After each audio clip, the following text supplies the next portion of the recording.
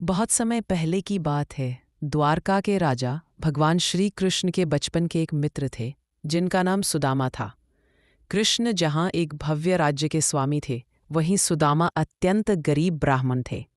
वह अपनी पत्नी और बच्चों के साथ एक टूटी फूटी झोंपड़ी में रहते थे और उनके पास इतने भी पैसे नहीं थे कि वह अपने बच्चों को भरपेट भोजन खिला सकें।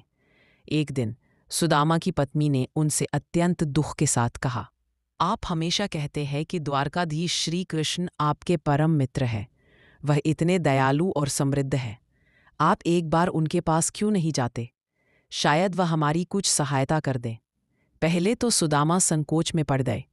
उन्हें लगा कि एक राजा से मिलने एक गरीब ब्राह्मण कैसे जा सकता है।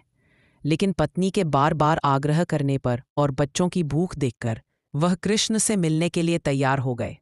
सुदामा खाली हाथ अपने मित्र के पास नहीं जाना चाहते थे।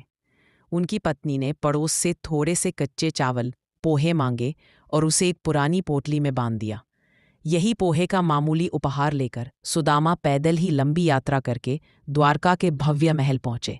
महल के द्वार पर जब सुदामा ने खुद को द्वारपालों से श्री कृष्ण का मित्र बताया तो द्वारपालों को उन पर विश्वास नहीं हुआ।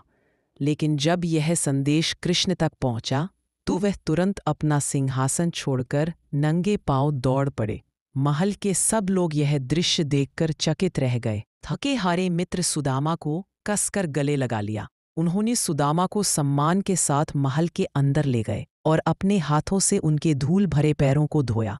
प्रेम से कृष्ण ने पूछा, सुदामा, मेरी भाभी ने मेरे लिए क्या भेजा है? सुदामा पोहे की पोटली को छिपाने लगे क्योंकि उन्हें वह मामूली उपहार भेंट करने में शर्म आ रही थी।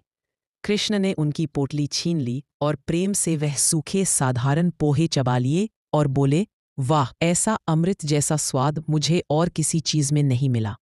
सुदामा ने अपने मुख से कृष्ण से किसी भी सहायता के लिए कुछ नहीं मांगा। उन्हें लगा कि कृष्ण से मिलकर, उनका प्रेम पाकर ही उनकी गरीबी दूर हो गई।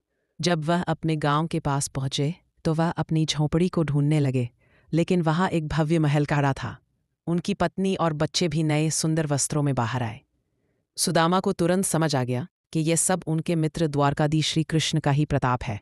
कृष्ण ने बिना मांगे, सिर्फ सच्ची दोस्ती के बदले उन्हें अपार धन संपदा प्रदान कर दी।